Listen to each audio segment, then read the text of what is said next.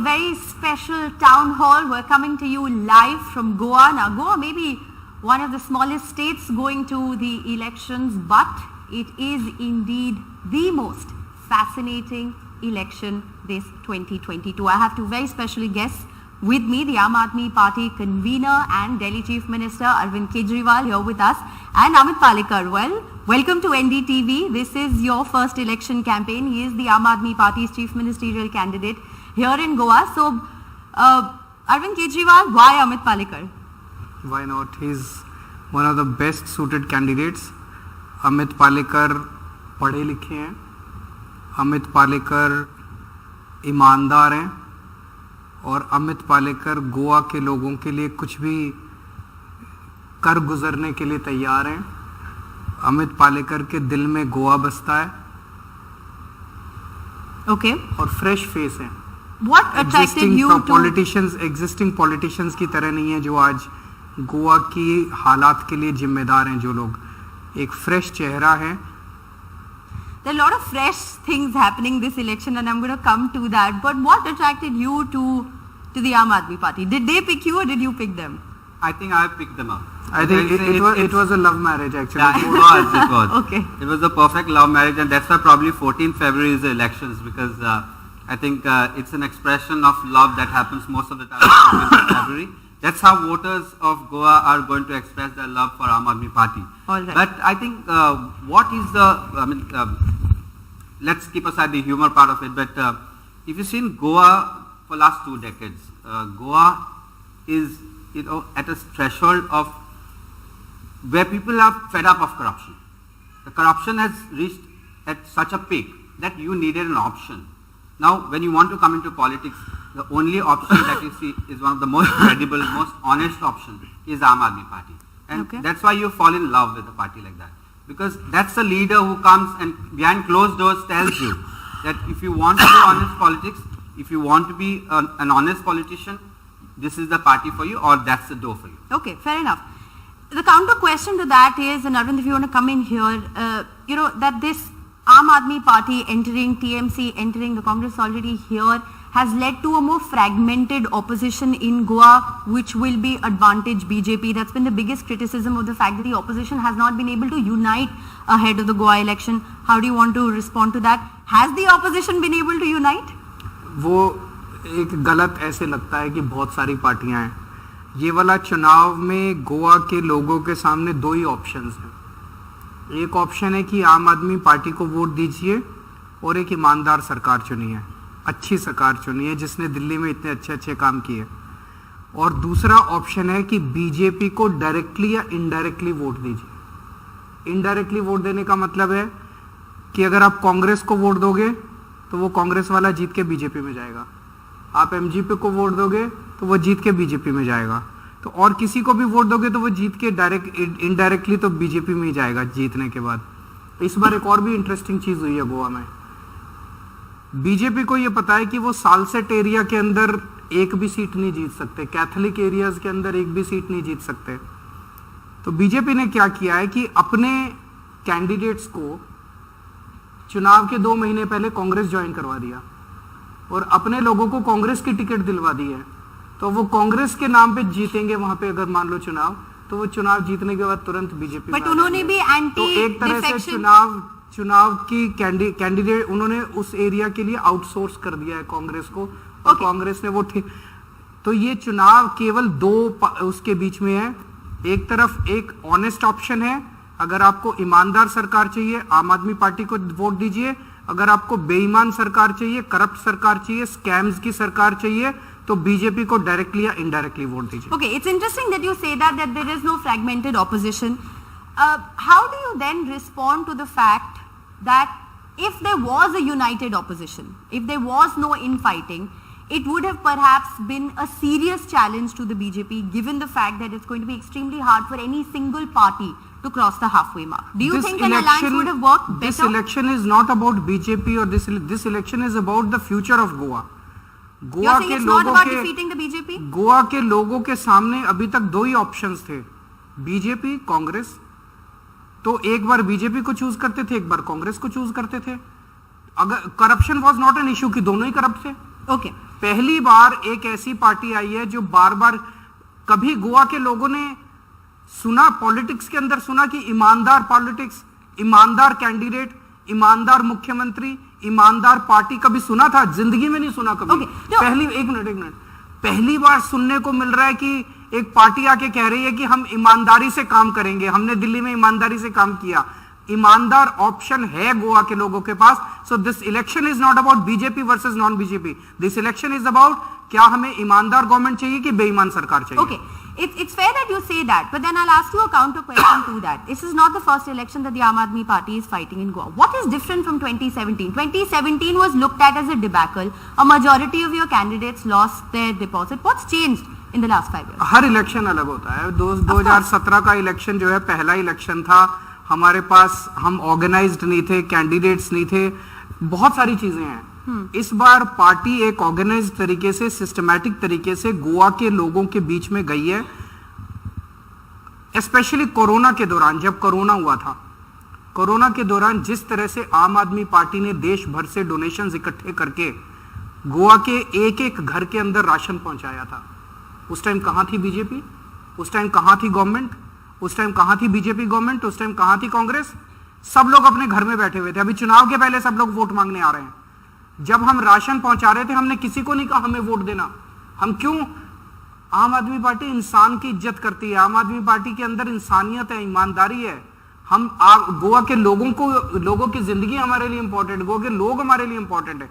आज भी मैं आपसे एक काउंटर क्वेश्चन पूछता हूं। आम आदमी पार्टी ने इतनी सारी गारंटी दी है गोवा के लोगों को। हम कहते हैं हम आएंगे तो स्कूल ठीक करेंगे, हॉस्पिटल ठीक करेंगे, इलाज मुफ्त करेंगे, बिजली 24 घंटे करेंगे, बिजली ठीक करेंगे, पानी ठीक करेंगे, महिलाओं को 1000 रुपए, इतने सारे। कहना है आस्क यू कि कांग्रेस क्या करेगी? कांग्रेस ने क्या बोला? मेरा सवाल ये था कि आप ये कैसे करेंगे? Because I have gone through the Aam Aadmi Party manifesto. Let me come to an important. You have a very ambitious plan. Just one second. I'll come to that. क्या कांग्रेस ने गोवा के लोगों को आके बताया कि कांग्रेस अगर जीत गई तो क्या करेगी? कुछ नहीं बताया, वो बात ही नहीं कर रहे। क्या बीजेपी ने आपको आके बताया कि अगर वो जीत गए, आप उनको वोट दोगे तो वो क्या करेंगे? वो बात ही नहीं कर रहे गोवा की, वो बात ही नहीं कर रहे गोवा के लोगों की। सुबह सुबह आप गोवा का अखबार उठा के पढ़ लीजिए, उसमें लिखा होता है ये कैंडिडेट इस पार्टी से उसमें चला गया, ये कैंडिडेट इस पार्टी से इसमें चला गया, ये इसमें से। ये चल क्या रहा है गोवा में और क्यों चला गया? लोगों से बात करो तो कहते हैं इसको 10 करोड़ रुपए ऑफर किए, फर्स्ट इंस्टॉलमेंट आ गई थी, सेकंड नहीं आई थी, इसलिए उधर चला गया। What is this going on? ऐसे गोवा का डेवलपमेंट होगा? आम आदमी पार्टी अकेली पार्टी है जो आपके बच्चों की बात करती है, आपके बच्चों के रोजगार की बात करती है, एम्प्लॉयमेंट की बात करती है, माइनिंग की बात करती है, स्कूल की बात करती है, हॉस्पिटल की बात करती है, बिजली की बात करती है, रोड्स की बात करती है, पानी की बात करती है, महिलाओं की सेफ्टी की बात करती है। I'll come to each point of the manifesto and I will ask you how you're planning to implement, because you have a very ambitious manifesto. But let me begin, because you talked about candidates idhar se udhar ja rahe hain. It's a very ayaram gayaram situation in Delhi. I was in Goa and I was talking to a colleague and saying that if you're sick for 5 days and you haven't read the paper and you don't know what's happening in Goa, you're basically out of it. No. Okay. If you take a flight from Delhi to Goa, and your phone by is the off, time you land up in Goa, Okay. 2-3 candidate इधर से No, उधर but जा it's चुके होते हैं। interesting because this time around, after the Congress party, the Aam Aadmi Party has made candidates sign an anti-defection pledge. This is the first time that it's ever happening. Have you done that? Have you picked up the cue from the Congress, or are you insecure about your candidates defecting as well? Because your candidates have also signed a pledge. It's not the question about that. आज गोवा के लोगों को उम्मीद है, बहुत सारी उम्मीदें हैं, बहुत सारी उम्मीदें इसलिए है क्योंकि आज तक कोई ऐसी पार्टी दिखी नहीं जो ईमानदारी की बात करी है, कोई विजन की बात करी है। आज हम आम आदमी पार्टी एक नया होप उनके लिए उभर के आ रहे हैं। So it's about giving them that hope that yes, we will not defect. As I said, Goa has become encyclopedia of defections. Goa politicians can hold tuition classes, coaching classes for defections, and it's very unfortunate that somebody like you, when you say that, yeah, Goa में आप ऐसे करोगे, आप flight. See, it's a very serious issue because it shows the transactional nature of politics in Goa today, which is extremely volatile. And it's not a new phenomena for Goa. तो affidavit जो है वो गोवा के लोगों को एक confidence देता है। सबके घरों में बांटेंगे वो एफिडेविट। एक एक के घर में जाएगी इसकी फोटोकॉपी। उनको कॉन्फिडेंस देता है कि इसने ये कसम खाई है, नंबर 1। नंबर 2, उनको लीगल राइट देता है अगर कल को ये चेंज करता है पार्टी तो एनी गोवन पर्सन, गोवा का कोई भी वोटर उसके खिलाफ कोर्ट में केस कर सकता है for breach of trust and for signing a false affidavit. Okay. You're saying that you've made your candidate sign anti-defection. The Congress done the same thing. Will you accept candidates defecting from other parties? Except candidate मतलब चुनाव के बाद? चुनाव के बाद दूसरे party से अगर आपके साथ लोग जुड़ना चाहें तो? अगर अच्छे कैंडिडेट्स हैं, अच्छे लोग हैं, उनका स्वागत होगा. Okay. हाँ. So it's not a two-way street. नहीं. Okay. All right. I want to come to the manifesto because, like I said, there are some very interesting things that you talk about in the manifesto. In particular, the focus seems to have been on employment. There are also a lot of SOPs being given, allowances being given to the unemployed. How are you? What is the Aam Aadmi Party's plan of action to generate jobs? We know, it's not a Goa problem. It's a national problem. The data shows that unemployment is at a 4-month high all over the country right now. But you've talked about an unemployment allowance. It's higher for those who've been unemployed because of mining being stopped. You're also giving a 1,000 rupee allowance to women. What's the idea behind that, and how do you plan to create that 50,000 jobs in 5 years? See, it's very simple mathematics. I think if you've seen development of Goa, being a Goan, as I understand, last 10 to 20 years, there has not been single industry which you can talk about, which has come to Goa. Government has failed time and again from getting industries to Goa. Our startup policy has been a failure. Information technology has not even started. Forget about, it's not even kick-started. So, why do you think Goa is lacking? We have 21,000 crore budget for a year. That means per capita spending is about 1 lakh plus. Where is the money going? So, you think the jobs cannot be generated? You think there is not enough infrastructure here? Everything is here. It's just that there is no political will and there is corruption rampant. The problem is there is red tapeism. Now, if you put a red carpet to an industry which wants to come to Goa for sustainable development, why would they not come to Goa? Because the kind of potential that Goa has, I don't think any other state in India has. So, it's just that you have to tap that potential. The government has to be honest. I think the bottom line is that you weed out corruption, be honest, bring in industrial revolution, which is sustainable in terms of Goa model because we are blessed with nature. We have tourism. We have nature which goes synonymous with tourism. So why can't we look at these options? What about the mining? Why the governments here before could not start your mining? Your manifesto talks about the resumption of mining Absolutely. in a span of And 6 it's possible. months. Yes, it is But possible. how do you offset the environmental damages? There was a whole reason and rationale behind why it was stopped. How do you do it? Mining wasn't stopped for destruction of nature. Mining was stopped because of the corruption. There Yes. was 33,000 crores, that's what government claimed at that point of time, which has been looted. But in last 10 years, BJP has been in power. They were the ones who were crying foul about it. What did they do to recover that money? Who has been sent to jail? What is the status of SIT which has been formed for last 10 years? So Shah Commission report, what have you done about it? So it's about, either you fool people all the time or you think that people are fools. Okay. So it's all about, I think, BJP की 10 साल से सरकार है. 10 साल में वो mining शुरू नहीं कर पाए. अब वो कह रहे हैं हम 6 महीने में कर देंगे. तो अब कौन सी उनके पास जादू की छड़ी आ गई जो 6 महीने में कर देंगे? तो वो तो शुरू नहीं करने वाले. बीजेपी तो नहीं करने वाली शुरू. हम 6 महीने में करेंगे.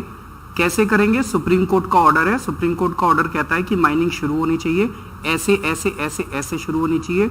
जैसे जैसे सुप्रीम कोर्ट का ऑर्डर कहता है वैसे वैसे हम उसको इम्प्लीमेंट करेंगे और माइनिंग शुरू करेंगे. Okay, the whole promise of 50,000 jobs in 5 years, clearly mining is not the only route that you're going to take. मैं बताता हूँ. The allowances that you have announced, in terms of SOPs that you've announced, this 1,000 rupee allowance for women, the 3,000 rupee joblessness allowance, and this is something that you've done as a party, not just here in Goa, but you've promised similar things in Punjab, for instance, as well. The question again is, what are the resources available to you that aren't available to the others? पैसा कहाँ से आएगा? कहाँ से आएगा? गोवा के ऊपर अभी 23,000 करोड़ का डेट है. ये डेट कैसे चढ़ गया? ये पैसा कहाँ गया? कभी सोचा आपने? गोवा में पिछले 20 साल से एक भी नया स्कूल नहीं बना. गोवा में पिछले 20 साल से एक भी नया कॉलेज नहीं बना, एक भी नई यूनिवर्सिटी नहीं बनी, एक भी नया हॉस्पिटल नहीं बना, एक भी नई डिस्पेंसरी नहीं बनी, एक भी नई सड़क नहीं बनी. तो फिर ये 23,000 करोड़ रुपए का डेट चढ़ा कैसे गोवा के? भाई गया कहां?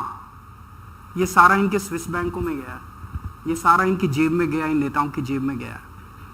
आज सुबह मेरे को एक गोवा का बंदा मिला, वो मुझे बोला कि सर ये जो टॉप के 3-4 नेता है ना, 5-6 नेता जो गोवा के, उनसे एक से बस एक ही क्वेश्चन पूछो कि क्या आप अपनी टोटल वेल्थ को कैलकुलेट करके बता सकते हो कितनी है?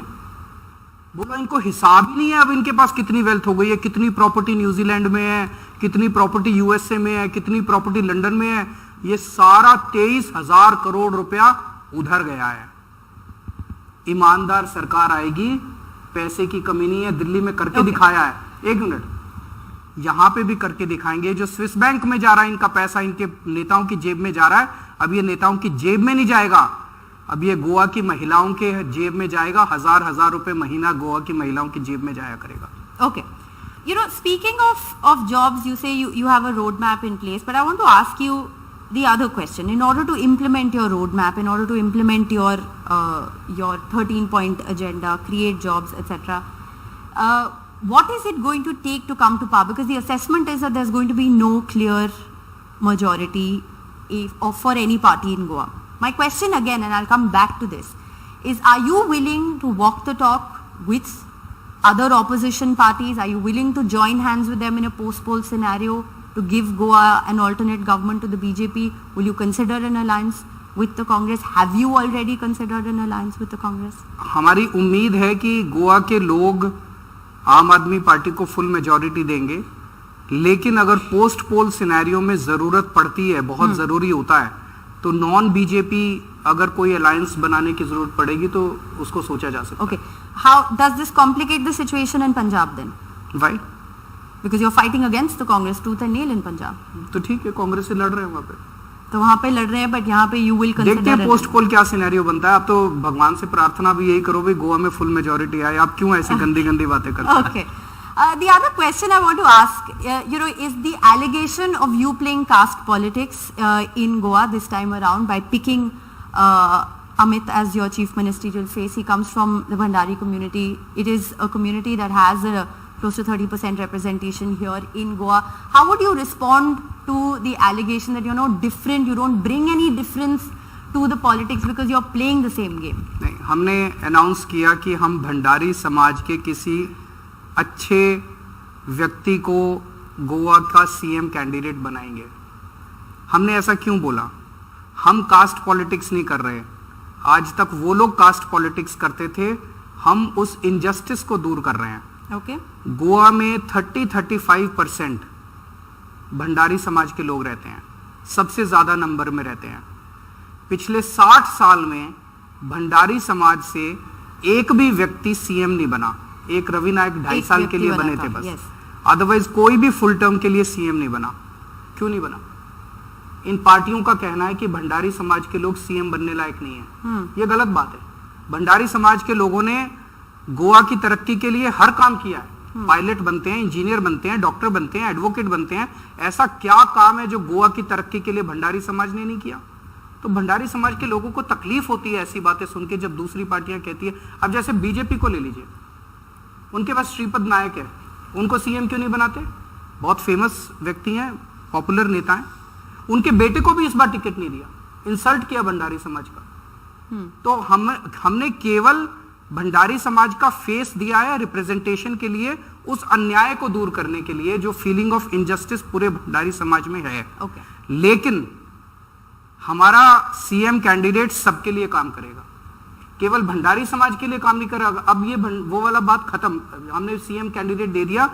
ये गोवा की हर फैमिली का, चाहे वो हिंदू हो, क्रिश्चियन हो, मुस्लिम हो, सिख हो, चाहे वो जैन हो, चाहे वो दलित हो, चाहे वो ब्राह्मण हो, चाहे वो ओबीसी हो, चाहे भंडारी हो, किसी भी कास्ट, किसी भी व्यक्ति वो होगा।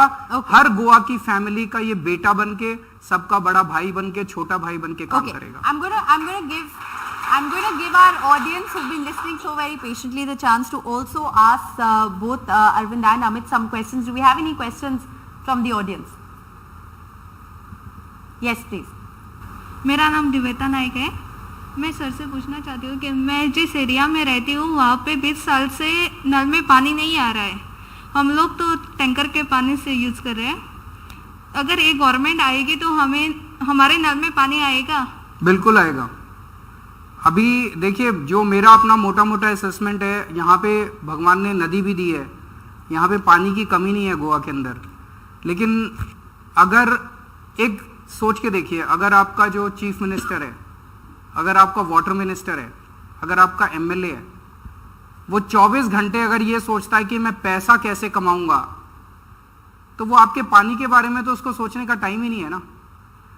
अगर आपका एमएलए, आपका चीफ मिनिस्टर ये सोचता है कि मेरे को जनता की सेवा कैसे करनी है, तो वो आपके पानी के बारे में भी सोचेगा। तो टेक्निकली कैसे पानी आएगा मैं अभी ये बता नहीं सकता, बिकॉज वो तो एक बारी जब सरकार बनेगी तो इसका समाधान निकालेंगे। दिल्ली के अंदर भी प्रॉब्लम है, दिल्ली के अंदर कई एरियाज के अंदर हमने प्रॉब्लम सॉल्व की है, बाकी जगह भी कर रहे हैं। दिल्ली के अंदर जैसे पहले बिजली नहीं आती थी, 7-7, 8-8 घंटे के पावर कट लगते थे, अब दिल्ली में 24 घंटे बिजली आती है। अब दिल्ली के अंदर हम 24 घंटे पानी देने का प्रयास शुरू किया है। गोवा के अंदर भी 24 घंटे पानी आएगा, आपके नल के अंदर पानी आएगा, ये मेरा प्रॉमिस है। सरकार में सब कुछ हो सकता है, सरकार में पैसे की कमी नहीं है, नीयत की कमी है। अच्छी नीयत वाली सरकार चाहिए। Do we have any more questions from the audience? Sir good evening, my name is Tanvi Palkar. मैंने हाल ही में ग्रेजुएशन पास किया है और मुझे गोवा में ही जॉब चाहिए जो मुझे नहीं मिली है। तो अगर आपकी सरकार आम आदमी पार्टी आएगी तो क्या मुझे जॉब मिलेगा? अभी अमित जी ने कई सारी आपको बातें बताई, मैं इसको थोड़ा समअप कर देता हूं। आज गोवा में सरकार में अगर आपको नौकरी लेनी है, गवर्नमेंट जॉब, क्या बिना सिफारिश या बिना रिश्वत के मिल सकता है? नहीं मिल सकता, बिल्कुल नहीं मिल सकता। अभी इन्होंने कुछ दिन पहले जॉब स्कैम एक्सपोज किया था कि केवल सीएम और हेल्थ मिनिस्टर की कंस्टिट्यूएंसी के अंदर सारे जॉब्स उधर ही जा रहे हैं। क्यों जा रहे हैं, कैसे जा रहे हैं? क्या बाकी कंस्टिट्यूएंसीज में और बच्चे नहीं रहते, इंटेलिजेंट रहते हैं, लेकिन बदमाशी कर रहे हैं वो लोग। इसको बंद करेंगे। पहले दिल्ली में भी ऐसे होता था, दिल्ली में बंद किया। ट्रांसपेरेंट सिस्टम लेके आएंगे, कोई रिश्वतखोरी नहीं होगी, कोई सिफारिश नहीं चलेगी, वेबसाइट के ऊपर सब कुछ डाल देंगे, ट्रांसपेरेंट तरीके से सब बच्चों को जॉब मिलेंगे जितने भी गवर्नमेंट जॉब्स है। Number 1। But government jobs are not sufficient for all the kids. सब बच्चों को जॉब चाहिए तो प्राइवेट में भी जॉब्स क्रिएट करने पड़ेंगे। आज गोवा के अंदर अगर नई इंडस्ट्री लगानी है, आप लगा नहीं सकते। चक्कर काटते रहो, चक्कर काटते रहो, पैसे देते रहो, पैसे देते रहो। मैं कई इंडस्ट्रियलिस्ट से मिला हूं इन दिनों के अंदर, लगने ही नहीं देते इंडस्ट्री। ये पॉलिटिशियन पैसे खा जाते हैं, पैसे लेके भी नहीं लगाते। नया ट्रेड अगर आपको शुरू करना है, नया व्यापार शुरू करना है, नई दुकान खोलनी है, ये it is so difficult to do it. इसको सिंप्लीफाई करेंगे। बड़े स्केल के ऊपर इकोनॉमिकली सस्टेनेबल इंडस्ट्री को इनवाइट किया जाएगा, सबको इंडस्ट्री लगाने के लिए इजी प्रोसेस को किया जाएगा, ट्रेड को शुरू किया जाएगा ताकि आपको जॉब्स मिल सके। तीसरी चीज, गोवा में जितने जैसे ये गवर्नमेंट टेंडर्स जितने निकलते हैं, ये सारे गवर्नमेंट टेंडर्स बाहर वालों को मिल जाते हैं। बाहर वाले आते हैं, यहां पे काम करते हैं, बाहर से सारी मैन पावर लेके आते हैं। गोवा के बच्चों को कुछ नहीं मिलता, सारी मैन पावर। हम ये कानून लेके आएंगे कि 80% jobs in private sector also will be reserve for Goan youth. तो आपको उसके बाद जॉब मिलना चालू होगा। You know, before we end this town hall, have you picked up any Konkani? No, not yet. Not yet? 2 line आती हैं, कशे आसाद तुम्हें देव बरे करूं। All right. I think on that note, thank you both very much for being with us. Thank you all. You've been a wonderful audience. It's Thank all you. the time we have. We will of course continue our election coverage from Goa. Stay tuned to NDTV. Thank you.